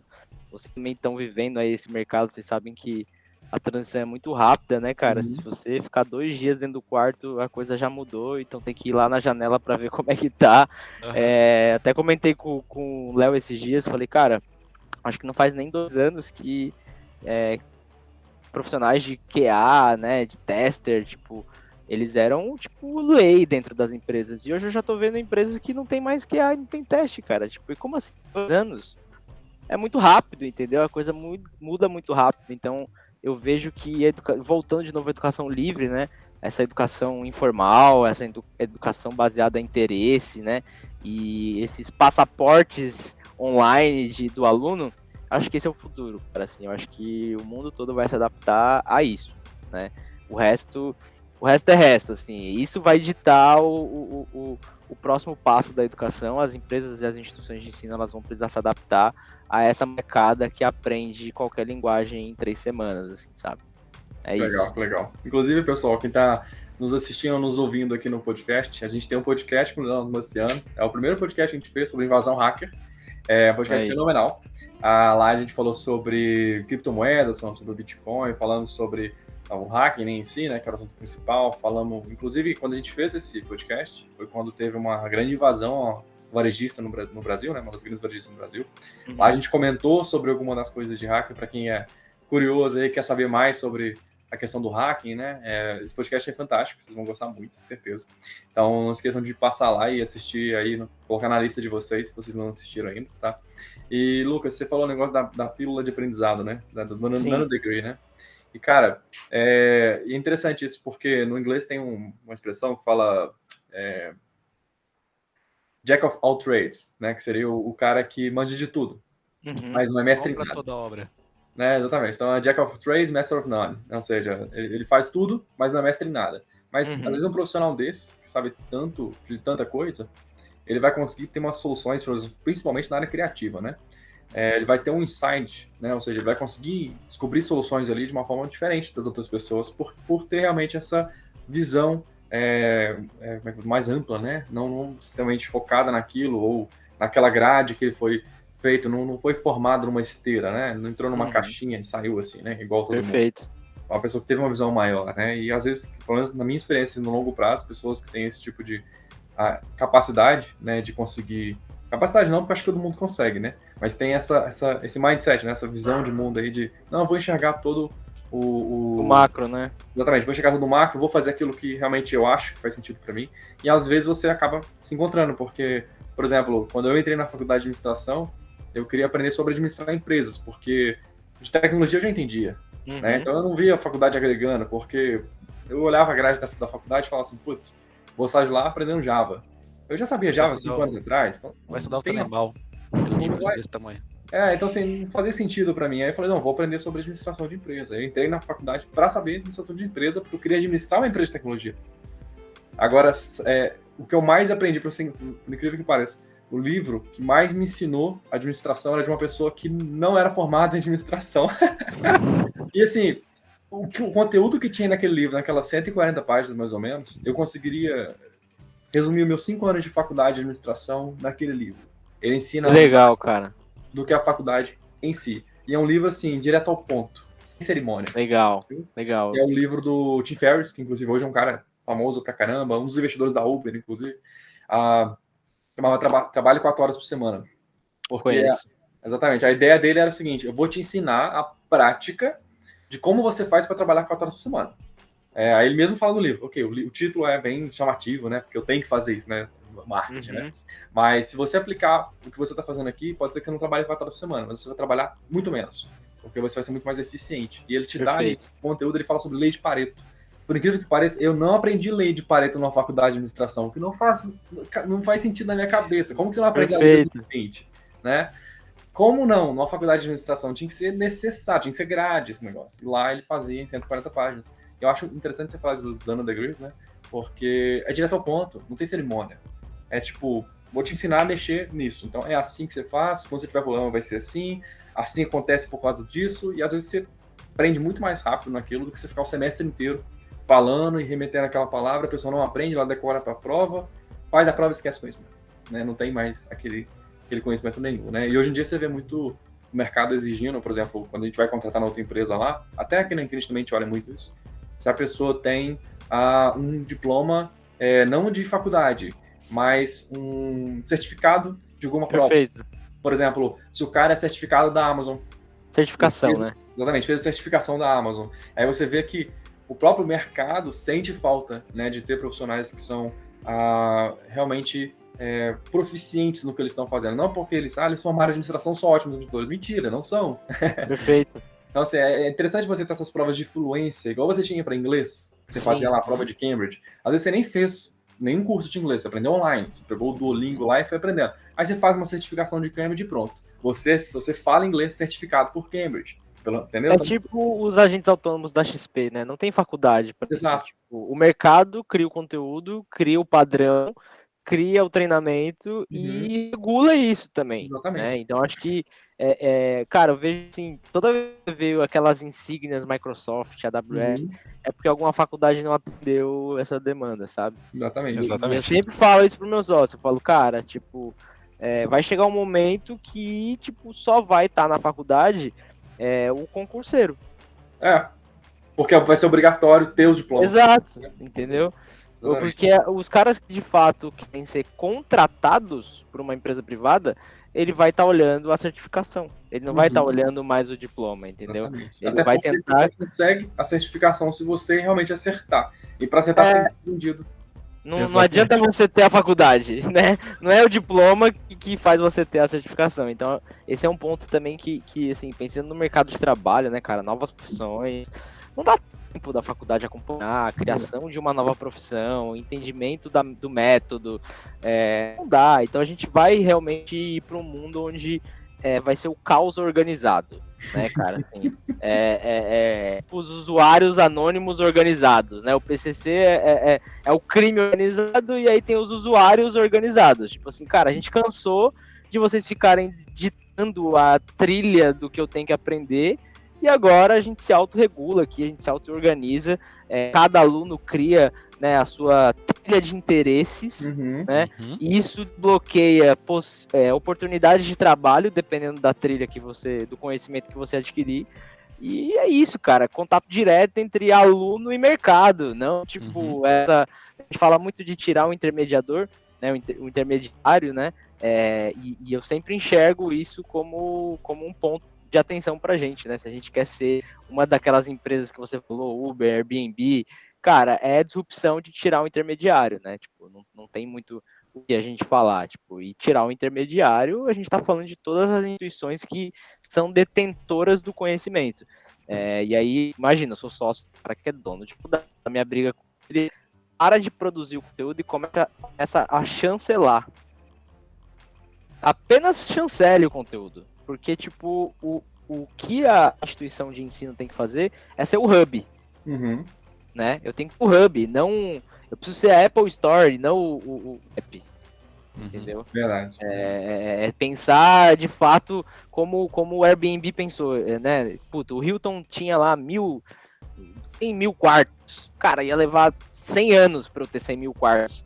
Como é que eu chego numa velocidade de tração para passar ele em 4 anos sem ser dono de quarto nenhum, né? Então é muito... O game agora é esse. O game é simplificar os processos, é de encurtar o fluxo, né, do negócio. E eu vejo que cada vez mais, cara, assim, se a faculdade ou se as escolas não atenderem isso, as empresas vão atender. E nos Estados Unidos a gente já vê muita empresa de educação atendendo o público que são os pais do homeschooling, né? A escola tá perdendo, cara. A escola tá perdendo espaço. E Lucas, você vê assim, no longo prazo, você vê o EAD substituindo as aulas presenciais ou você acha que eles vão coexistir, talvez um modelo híbrido, na sua visão, para o futuro? Como é que você vê esse setor? Cara, Como é que tá o roadmap aí, Lucas? Muito no modelo da Escola 42, assim, cara. Muito legal o modelo dele. É um campus aberto 24 horas, não tem sala de aula, espaços de aprendizado, com tecnologia, com slide, enfim, tudo que você precisa ali para ter as interações. Você pode fazer uma palestra, você pode agendar o auditório para fazer uma palestra em grupo e etc. Então, e aí lá é muito legal porque para você entrar você tem que ter um projeto, você tem que ter uma startup, tem que estar faminto por alguma coisa, né? Tipo, stay hungry, stay foolish, né? Você precisa, o vestibular do cara é esse. Você precisa estar, tipo, com a faca no dente. Pronto. Aí, independente, você não precisa saber programar, você não precisa saber nada, mas você tem que estar com o projeto já, e aí se você não tem, você tem alguns programas de despertar lá que eles fazem, mas o processo seletivo é esse. E aí quando você entra, cara, quero fazer um projeto de educação ou quero aprender a programar. Isso é só isso, tá? Não necessariamente você precisa ser um propósito social nem nada. E aí eles têm um matchmaker, é um LMS que gerencia tudo. Eles não têm professor. É um matchmaking que usa inteligência artificial para entender, ó, o Norton é muito bom, cara, em infra, e ele poderia ensinar infra pro Lucas. E o Lucas é muito bom em precificação e ele poderia ensinar isso pro Norton. E ele começa a criar uma lógica de aluno ensina aluno. Então eles não têm professor, velho. Não tem essa label de eu detenho P2P, conhecimento. então. 100% P2P, 100% centralizado, assim, no máximo, se não você vai a hora que você quiser, de madrugada, e eu acho que vai muito para essa linha, assim, cara, de centros de aprendizagem. A gente não precisa de ninguém para dizer o que a gente tem que fazer, velho, a gente só precisa do ambiente e das ferramentas, né? Acho uma validação no final, eu acho importante. Aí a validação é a contratação, a validação é as empresas que ficam... Isso é legal também, a 42 ela não te dá diploma. Porque ela já quer fazer o filtro. Se você quer diploma, você nem vem, cara. Tipo, porque não é pra isso, entendeu? Então não sai diploma dali. Formação, você tem, tipo, na verdade, uma certificação, como a gente tava falando, mas não é um diploma de formação de nada, tipo. E o objetivo é você ser contratado por essas empresas. Então, a validação do projeto, ela é quase como uma aceleradora faz. Né, ela tem vários critérios de, tipo, como é que o projeto está desenvolvido e tal, e essa avaliação, ela não é tão técnica, ela é de resultado. Entendi. Então você vê no futuro o EAD, ele se tornando primário mesmo, ou você acha que as salas de aulas vão acabar? Qual que é a conclusão? Eu acho que as salas de aulas não vão acabar, eu acho que elas vão ser transformadas em centros de aprendizagem. Eu acho que todo o conteúdo teórico, ele vai ser feito pelo EAD ou por uma IA que vai fazer esse vídeo, e a gente vai para a faculdade quando a gente quiser ter interações, cara, tipo, trabalhos em grupo, imagina assim, não tem um professor para dizer o que você tem que fazer, tem só vocês e os alunos, e as salas estão disponíveis. O que você faz? Você não vai ficar em casa, você vai querer interagir, você vai querer ter troca, então eu acho que não morre, tá? Eu acho que não substitui, sim um modelo híbrido, mas não é aquele híbrido de o cara tá ensinando lá no presencial e eu tá, tipo, em casa assistindo, não. É um híbrido onde a gente chama mais de sala de aula invertida, né? Eu assisto em casa o conhecimento, o conteúdo teórico e vou pra sala de aula pra trocação, cara, tipo, pra produzir, pra criar conteúdo, pra debater, né? E não pra simplesmente absorver e depois ser validado numa prova. Acho que isso não vai motivar mais as próximas gerações, ninguém mais vai querer estudar por diploma. Acho que meu filho já vai nascer numa época que ele só vai fazer, de fato, faculdade se ele quiser fazer direito ou medicina. Também não é direito, porque para você ser advogado, você tem que ter o AB, né? Hoje em dia é obrigatório você ter a faculdade de direito para fazer o AB, mas pode ser que no futuro não seja. Então pode ser que você estude sozinho, via EAD ou algo do tipo assim, sem diploma, mas se você faz a prova, se torna um advogado. Eu sou muito a favor desse modelo, porque é o modelo que eu segui também, de ter realmente ali a sua certificação, ou via experiência, ou via institutos certificadores, né, que às vezes são as próprias empresas, né. E assim, minha visão, eu acho que muitas dessas universidades vão tomar o mesmo modelo de Cambridge, porque Cambridge é uma universidade, né. E eles fazem lá a prova do FCE, CA e tal, que são as provas de inglês intermediário, fluente, né, e avançado, para garantir que você, vamos ver o quão bom você está nisso, né, e aí a gente vai te certificar com base naquilo, e eu vejo até um modelo novo, eu vi uma startup fazendo nesse esquema, eles faziam, você é um profissional de TI, por exemplo, né, que é a área que eu mais atuo, né, e aí você é muito bom em design, mas você não manja muito de programação, então você faz uma prova geral, e aí com base no resultado da sua prova geral, você faz uma segunda prova com aquilo que você foi melhor. E aí eles vão te certificar para aquilo que você manda bem. Então você vai ter ali o diploma, né? A sua insígnia. Só que vai ser especializada. Por exemplo, eu sou um programador, mas às vezes eu sou muito bom em experiência de usuário. E aí ali eu consigo me direcionar, porque eu não sabia que eu era bom em experiência de usuário, mas eu sempre tive experiência de usuário, que aí eu descobri pelo teste que eu poderia fazer isso. Aí eles vão te recomendam coisas, cursos que você... Eu sei que é o nome da startup que fazia isso, mas é uma startup americana. Eles faziam, chama ensino... tem um nome para isso. É igual eles estão fazendo hoje com o novo ensino médio, né? Você tem a BNCC, né? Tipo... Isso, exatamente. Eles faziam isso para que você conseguisse uma certificação naquilo que você realmente manda bem, porque, na minha opinião, todo mundo tem talento. Sim. Descobrir, né? O modelo de escola atual é que é muito ultrapassado, né? Eu vejo, às vezes vi uma figurinha na internet que eu achei fantástica, que era tipo uma fila de animais sendo julgadas pela habilidade de nadar. Obviamente o peixe sai melhor do que um macaco, do que um Com elefante. certeza, E hoje é esse modelo que a gente ainda tem, né? A gente tem com vários certeza. alunos sendo avaliados em matemática, geografia, português, inglês, história, ciências, mas é óbvio que eles vão ter pontos fortes e pontos fracos. E os Mas únicos que infelizmente a são média é fora da geral. curva são os ornitorrincos, né? Porque o bicho faz tudo. Exatamente, é. É verdade. Exatamente. Ele é Não, bom. e cara, eu não sei como é que é pra vocês, mas eu ainda ouço muito até hoje, assim, que amigos advogados e médicos procurando emprego, velho. Pois é, isso é comum, E viu? aí eu falo, putz, mas e a faculdade, né? E o diploma nessa hora, tipo, não sei, assim, eu enxergo, cara, que essa questão das certificações realmente ela faz mais sentido se você parar pra pensar, Uhum. né? Porque você tem um diploma macro de 4 anos, que na verdade está chancelando 1 milhão de habilidades ali dentro de um único diploma, Uhum. não quer dizer muita coisa, né, cara? Tipo, me dá um rate, uma nota para cada micro habilidade e me dá um painel para eu pesquisar, tipo, filtrando quem é o cara mais fera naquela habilidade, que é mais eficiente do que você, tipo, ficar formando os caras no mercado e aí depois o cara tem que sair procurar empresa para ele ser contratado. Tipo assim, Exatamente. Uhum. E o ninguém olha fluxo é o CR. inverso. Hã? Nenhum RH vai olhar qual que foi seu CR na faculdade. É, Ninguém olha isso. Ele fala assim, o cara formou na faculdade e tal, ponto. Qual foi a nota dele? é binário, né, cara? É Ou sim 1 ou ou não. 0, né? Exato. E as empresas hoje elas não querem mais o sim ou não. Eu quero o profissional, Uhum. né? Eu quero o cara que se destaca, eu quero o cara que tem multis habilidades, não só que ele se formou. Né? Não Uhum. adianta nada você ter um ótimo programador que não sabe conversar, que não sabe interagir, que não sabe falar em equipe, que não levantar a mão e dizer que está com problema. Então, são outras habilidades que hoje o mercado pede, né?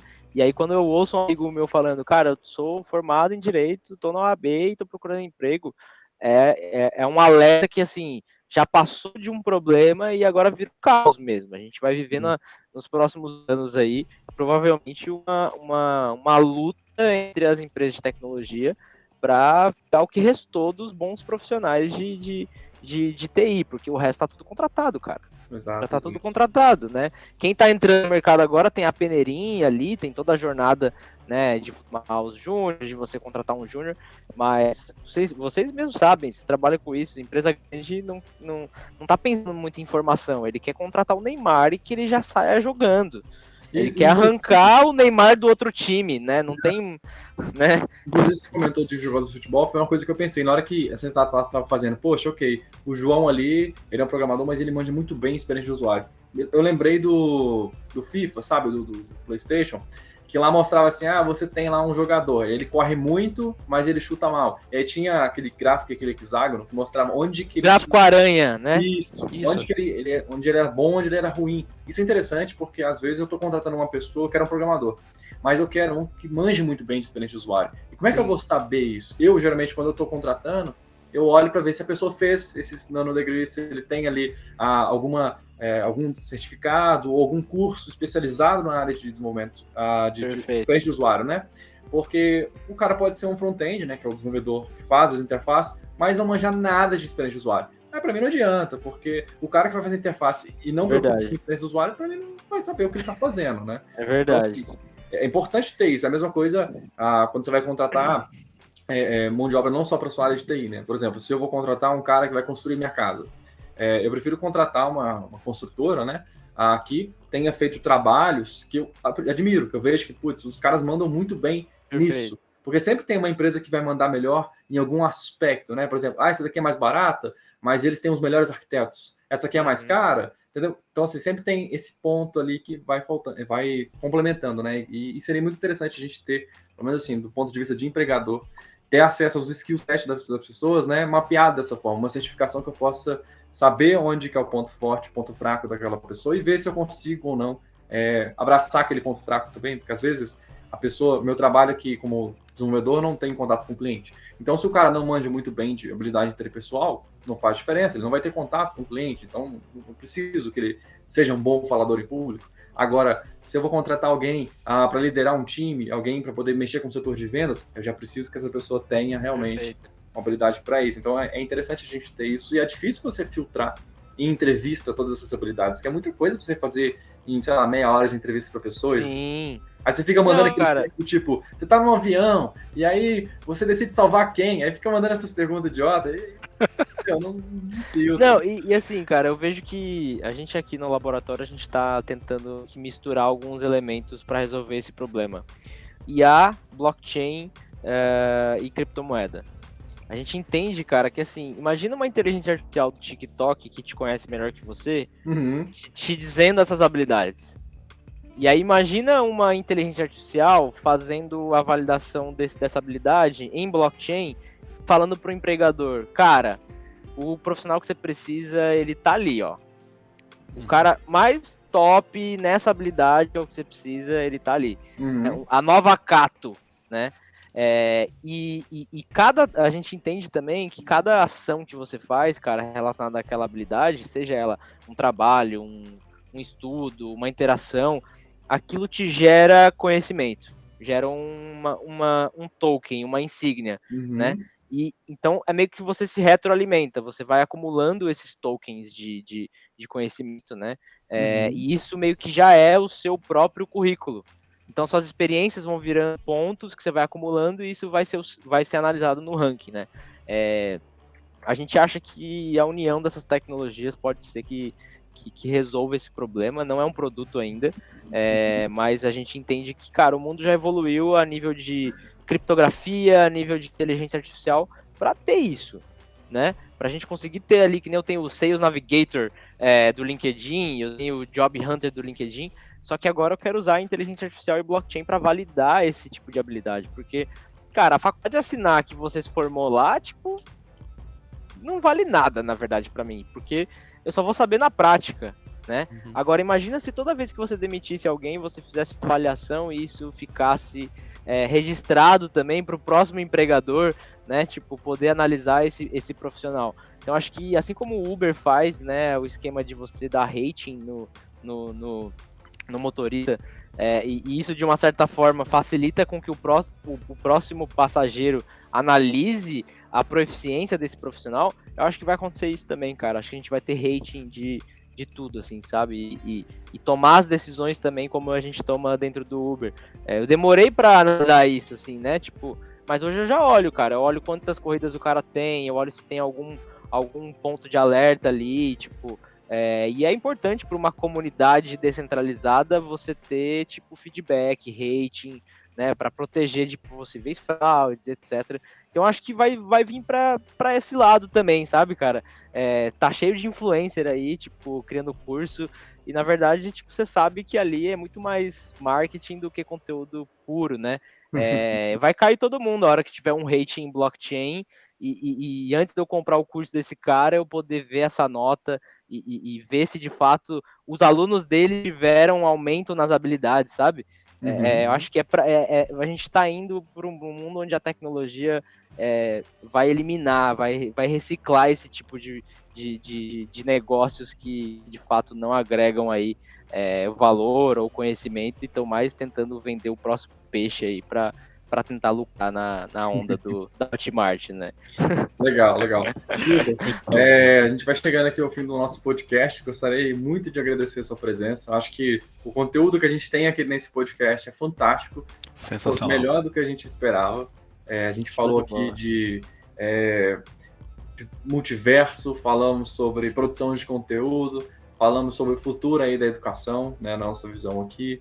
Então, assim, eu acho que o que a gente aprendeu aqui, pelo menos eu aprendi, acho que o Ale também concorda comigo. Com certeza. Eu acho que todo mundo que está ouvindo aqui e que vai assistir a gente também pelo YouTube vai gostar muito do conteúdo que a gente conversou aqui. Então, muito obrigado por ter participado, aceitado. Eu que agradeço. Ter tirado um tempo aí para falar com a gente. Eu aprendi bastante, eu acho que eu aprendo mais conversando e debatendo do que assistindo alguma coisa. Então, muito dessas trocas, eu acredito muito nisso, né? Todos os alunos e todos os professores para passar, então eu agradeço também, aprendi bastante. Contem comigo para uma prova aí, tem que contar comigo. Agora você tem que ir lá no nosso podcast lá, podcast do nosso investidor, e vou agendar aí com o Norton para poder fazer a próxima aí e falar de infraestrutura. pura de servidor. Vamos mudar o papo, pô. Agora quero ouvir o lado de vocês aí. E tá comigo aí pra uma próxima também, Norton. Combinado, tá aceito esse convite. Show de bola, mestre.